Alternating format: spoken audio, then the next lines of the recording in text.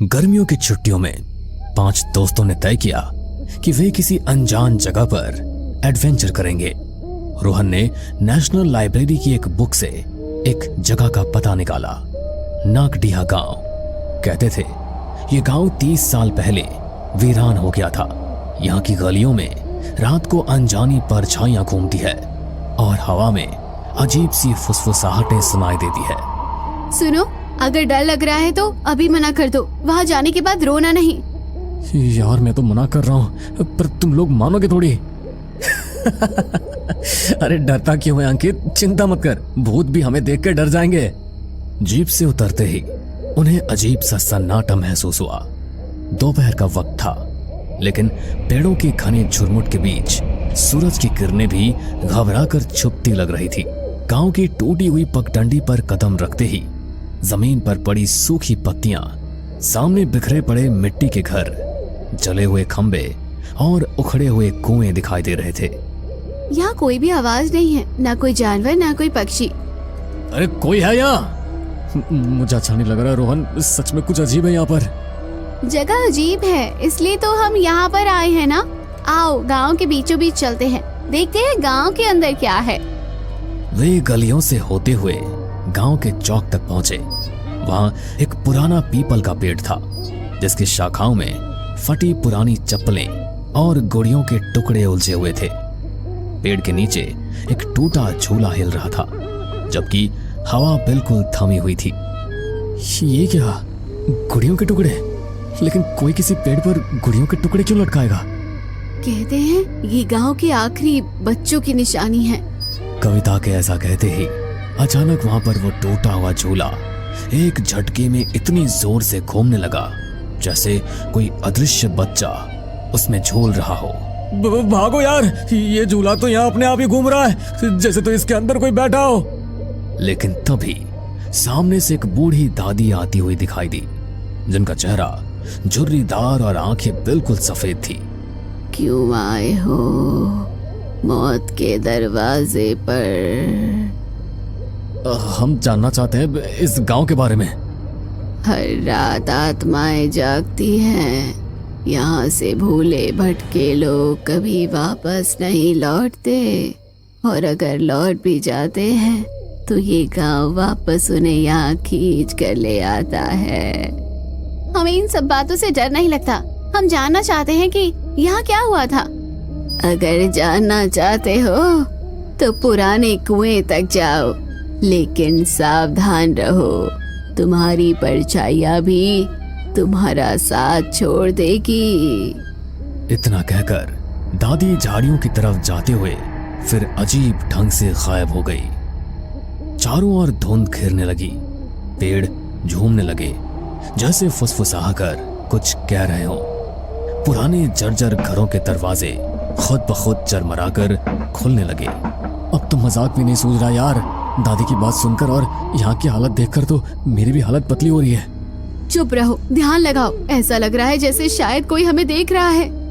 दूर कुएं की तरफ उन्हें एक धुंधली आकृति दिखी, झुकी हुई, चादर ओढ़े, लकड़ी की छड़ी पकड़े, जैसे कोई साधु।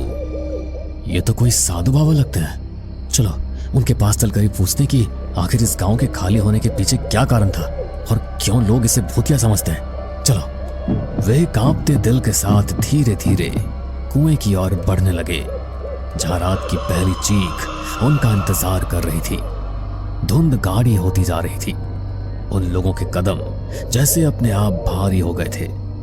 हर ओर अजीब सी सिसकियों की आवाजें गूंज रही थी। कुएं के पास पहुंचते ही एक बदबूदार हवा का झोंका आया, जैसे कोई सड़ी हुई चीज वहां पड़ी हो। ये बदबू कैसी है यार? चुप रहो और उन साधु के पास चलो। कुएं के पास वो साधु अब भी खड़ा था, लेकिन उसका चेहरा धुंध में साफ नजर नहीं आ रहा था। धीरे धीरे जब वे पास पहुंचे तो साधु ने बिना पलटे गहरी आवाज में कहा, किसे अपनी आत्मा गंवानी है? सभी सिहर उठे। कविता ने डरते हुए कुएं के भीतर झांका। यहाँ कोई है। तभी अचानक कुएं से एक सफेद हाथ बाहर निकला, हड्डियों जैसा पतला, गंदे नाखूनों वाला। रवि जोर से चिल्लाया, लेकिन उनके कदम जैसे जम गए थे। साधु ने अपनी छड़ी जमीन पर मारी और पूरा गांव कांपने लगा। घरों की टूटी खिड़कियां जोर से पटपटाने लगी। सूखे पेड़ों से झुलसी हुई परछाइयां निकलकर चारों ओर मंडराने लगी। ये परछाइयां हमें घेर रही है। ये परछाइयां नहीं, ये तो आत्माएं हैं। बच्चे अब कोई रास्ता नहीं, नागदिहा का श्राप तुम्हें भी निगल लेगा। एकदम से गांव के पुराने घड़ियाल की आवाज गूंजी, डोंग डोंग डोंग। हर डोंग के साथ एक नई परछाई प्रकट होती, बच्चों की कराहती आवाजें गूंजती और सूखे कुएं से चिल्लाहटें आती। हमें कुछ करना होगा, भागो, वरना यहाँ से जिंदा लौटकर वापस घर नहीं जाएंगे। दादी ने कहा था आत्माएं परछाइयों से बंधी है। अगर हम अपनी परछाई बचा लें तो शायद हम बच सकते हैं। वे एक साथ दौड़ने लगे, लेकिन जैसे जैसे भागते उनके अपने साए उनसे अलग होकर पीछे छूटने लगे। रवि ने पीछे मुड़कर देखा, उसका साया अब अकेला चल रहा था। अरे मेरा साया, वो अलग हो गया, मेरी परछाई मेरे साथ नहीं है। तभी अचानक किसी ने रवि का हाथ पकड़ लिया, लेकिन वो कोई इंसान नहीं था। सफेद आंखों वाला बच्चा सड़े हुए चेहरे के साथ उसे खींचने लगा। देखो, रवि को छोड़ दो। नीलम जल्दी कुछ करो, तुम्हारे पास माचिस है ना? माचिस निकालो, आत्माएं आग से डरती है। नीलम ने अपने बैग से माचिस निकाली। आग की लपटें उठी और परछाइयां थोड़ी पीछे हटने लगी। भूत आग से डरते हैं, जलाओ सब कुछ। सभी ने पास की सूखी झाड़ियों में आग लगा दी। धुआं चारों तरफ फैलने लगा। परछाइयां चीखते हुए पीछे हटने लगी। रवि भी छूट गया, लेकिन वो बेहोश हो चुका था। तुम आग से बच सकते हो, पर श्राप से नहीं। मैं तुम्हें इन बच्चों को नुकसान नहीं पहुंचाने दूंगी। दादी ने त्रिशूल से साधु की ओर इशारा किया। साधु जोर से चिल्लाया और देखते ही देखते धुएं में खुलकर गायब हो गया। धीरे धीरे गांव की हवा बदलने लगी, बदबू हटने लगी। अब जाओ, लौट जाओ और कभी मुड़कर मत देखना। रवि के दोस्तों ने उसे उठाया और भागते हुए जीप तक पहुंचे। पीछे मुड़कर देखा तो गांव फिर से धुंध में लिपट गया था। उनकी जीप नागदिहा गांव से निकल चुकी थी। रात गहरा गई थी, चांद बादलों के पीछे छुपा हुआ था। रास्ते भर हवा सिसकती रही और जंगल के किनारे कुछ झाड़ियों में हरकत होती रही। मैं पक्का बोल रहा हूँ, कोई हमारा पीछा कर रहा है। मत घबरा अंकित, अब हम उस गांव से बहुत दूर हैं। लेकिन तभी जीप के बोनट पर किसी ने जोर से थपथपाया। सबके दिल थक कर गए।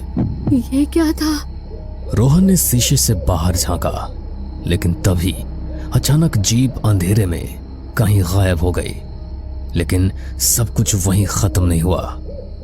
कुछ महीनों बाद उन लोगों की जीप एक सुनसान मैदान में पलटी मिली। सबकी हालत गंभीर थी और अंदर कुछ उकेरे हुए निशान थे, नाखूनों से बने, जिनसे लिखा गया था, हम नागदिहा के हैं। सबको जैसे तैसे उनके घर पहुंचाया गया। उसी के ठीक 3 दिन बाद अंकित के घर से अजीब अजीब चीखों की आवाजें आने लगी।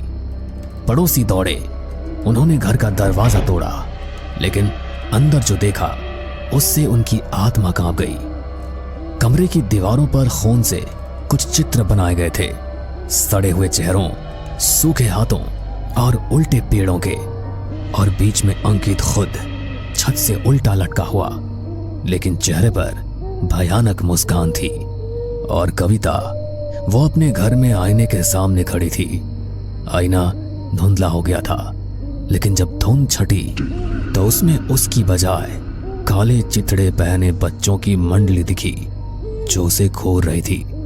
एक बच्चा फुसफुसाया, अब तुम भी हमारे साथ खेलोगी।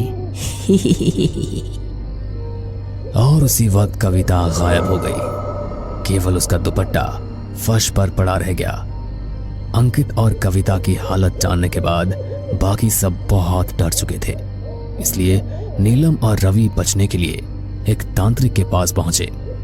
तांत्रिक ने जब उन पर एक खास धूप जलाई तो उनकी असलियत सामने आ गई। उनके शरीर के भीतर आधी आत्माएं अपना कब्जा जमा चुकी थी। उनकी आवाजें दोहरी हो गई थी, आधी इंसानी आधी राक्षसी। तुम्हें बचाया नहीं जा सकता, नागडिहा तुम्हारा घर बन चुका है। और अगले ही पल रवि और नीलम का शरीर बिखरकर काले धुएं में बदल गया। नागडिहा का श्राप सच क्या था? रोहन अब इस बात का पता लगाना चाहता था, क्योंकि अब सिर्फ वही उनमें से जिंदा बचा था और वो मरना नहीं चाहता था। आखिर उस गांव का रहस्य क्या है? क्यों वहां पर इतनी सारी आत्माएं भटकती हैं? ऐसा क्या हुआ था वहां पर?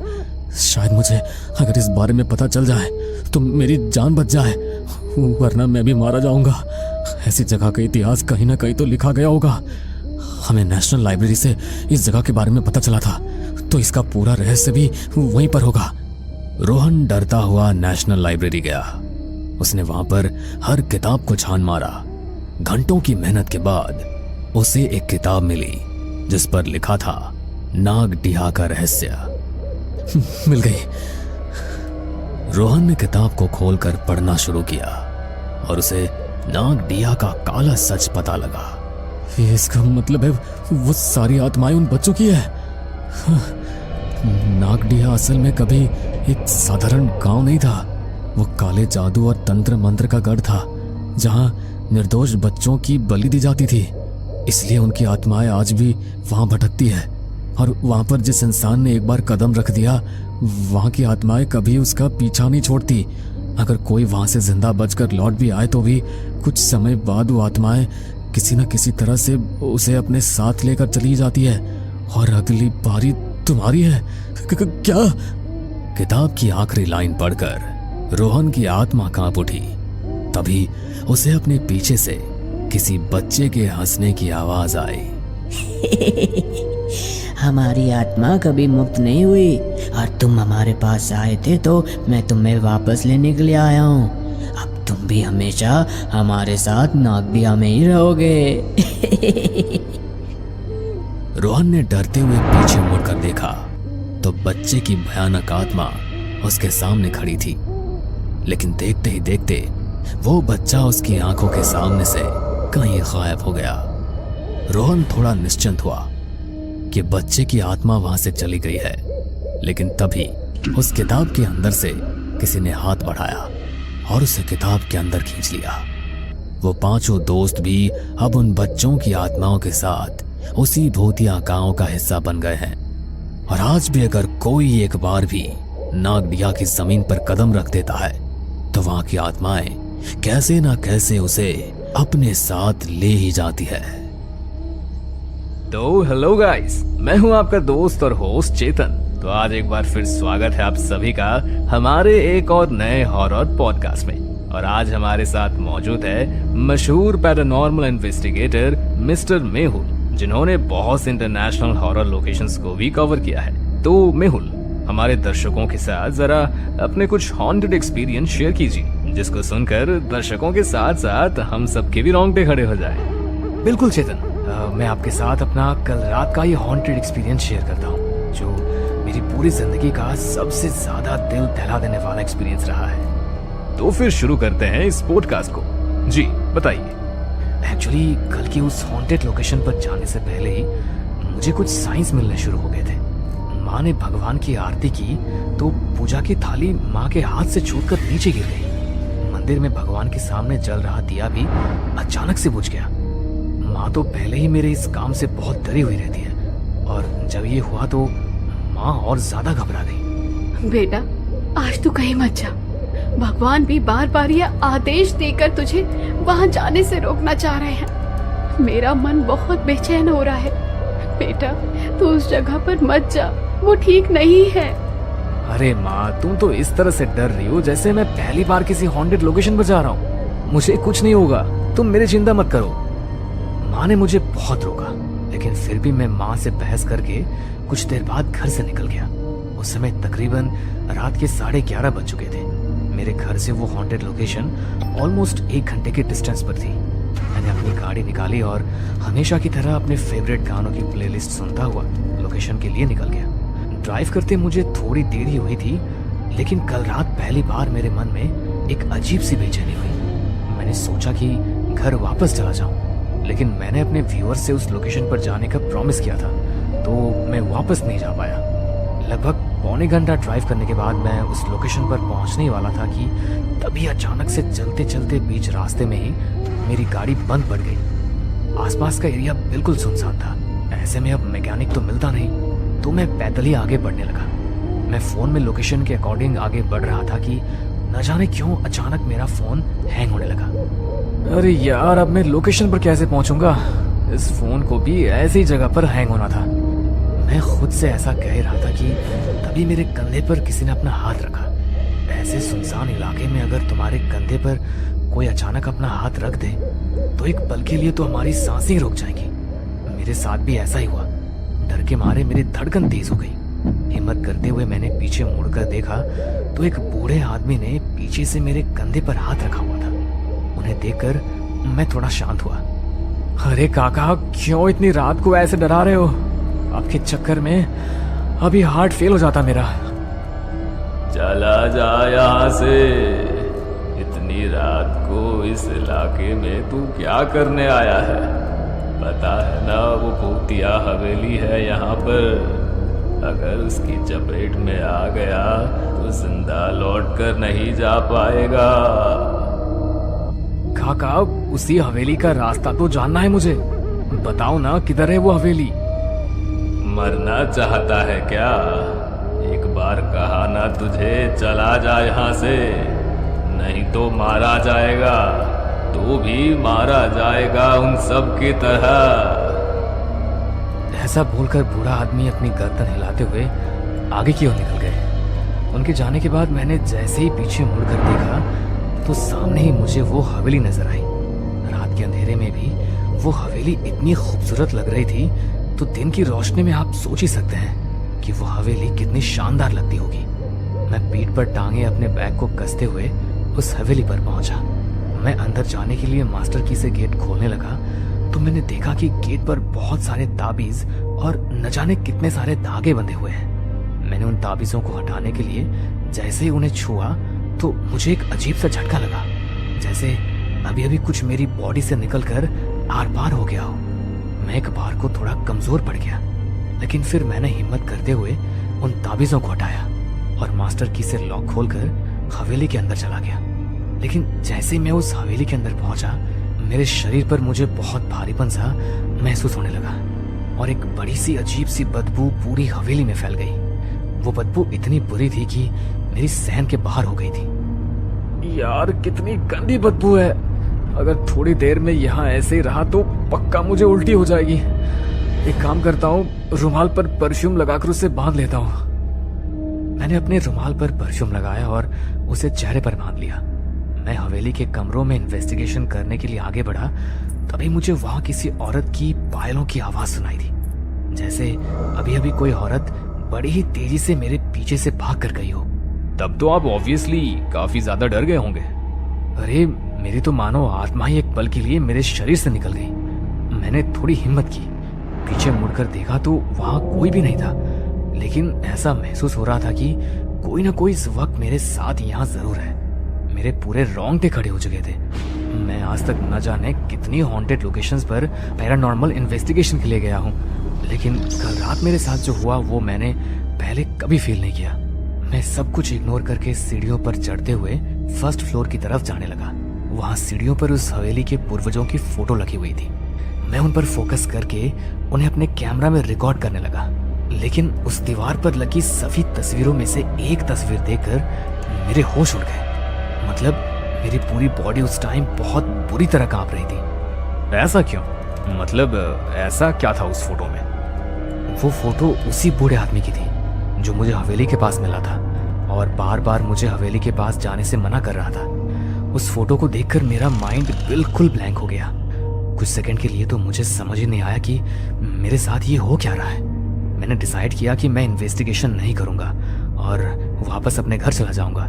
लेकिन मैं जैसे ही वहाँ से जाने के लिए नीचे उतरने लगा, तभी किसी ने सीढ़ियों से उतरते हुए मेरे पैरों को पकड़ लिया और मैं सीढ़ियों से लुढ़कता हुआ सीधा नीचे आकर गिरा और मेरा सर सीढ़ी के कोने से टकरा गया। ये देखिए निशान। हाँ भाई, काफी तेज चोट लगी आपको तो, देखो जरा। नहीं प्लीज टच मत करना, पहले ही बहुत दर्द है इसमें। Okay please continue. मुझे माथे पर चोट लगी तो मैंने हाथ लगा के देखा, हल्का खून निकल रहा था। मैंने अपने बैग से एक कपड़ा निकाला और खून को साफ करने लगा। तभी अचानक मुझे ऐसा लगा कि कोई औरत मेरे कान के पास आकर बड़े ही भयानक तरीके से हंसती हुई मेरे सामने से कहीं गायब हो गई। अब मेरी हिम्मत जवाब दे चुकी थी। मैं जितनी तेज चल सकता था उतनी तेज चलता हुआ मेन गेट की तरफ पहुंचा। लेकिन मैंने जैसे ही दरवाज़ा खोलने के लिए दरवाजे को हाथ लगाया, वैसे ही एक बहुत भयानक औरत अचानक मेरे सामने आ गई। उसने लाल रंग की पुरानी सी साड़ी पहनी हुई थी। उसका पूरा शरीर बुरी तरह जला हुआ था। आंखें बिल्कुल सफ़ेद और वही गंदी बदबू उसके अंदर से आ रही थी। उसे अपने सामने देखकर मैं इतनी बुरी तरह डर गया कि मुझे समझ ही नहीं आया कि अब मैं करूं तो करूं क्या। लेकिन फिर भी मैंने हिम्मत की और सोचा इसे नज़रअंदाज करूंगा तो शायद यहाँ से निकल पाऊं। लेकिन तभी वो औरत मुझे बड़े ही भयानक तरीके से देखते हुए मेरी तरफ बढ़ने लगी। उसे देखकर मैं अपने कदम पीछे की ओर लेने लगा। तभी मुझे लगा कि कोई पीछे से मेरी शर्ट को पकड़कर खींच रहा हो। मैं और ज्यादा डर गया। मैंने पीछे मुड़कर देखा तो एक 7-8 साल की बच्ची बड़ी ही भयानक मुस्कुराहट के साथ हंसते हुए मुझे देख रही थी। उसकी आंखें पूरी काली और पूरा चेहरा कटा फटा हुआ था। मैं उसके चेहरे से अपनी नजर चुरा रहा था।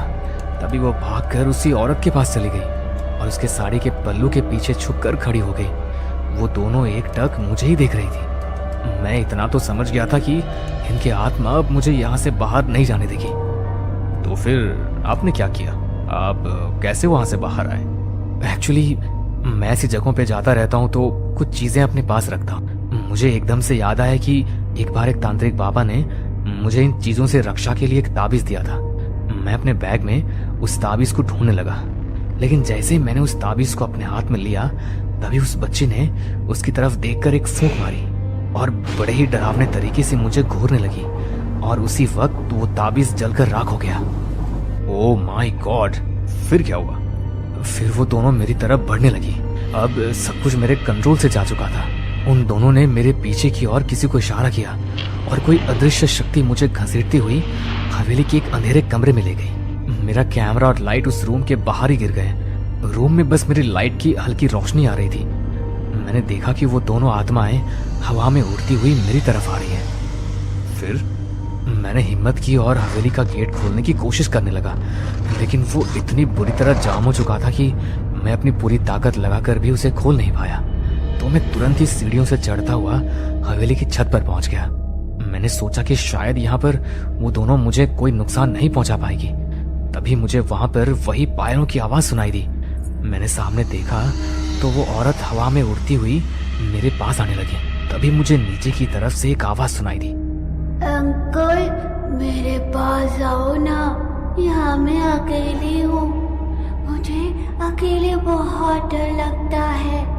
मुझे आपके साथ रहना है, यहाँ आओ ना। उसकी आवाज को सुनकर मैं जैसे सम्मोहित हो गया और बिना कुछ सोचे समझे छत से कूद गया। जमीन पर मेरा खून फैल गया और थोड़ी देर तड़पने के बाद मेरी मौत हो गई। क्या मतलब तुम मर चुके हो? नहीं, ऐसा नहीं हो सकता।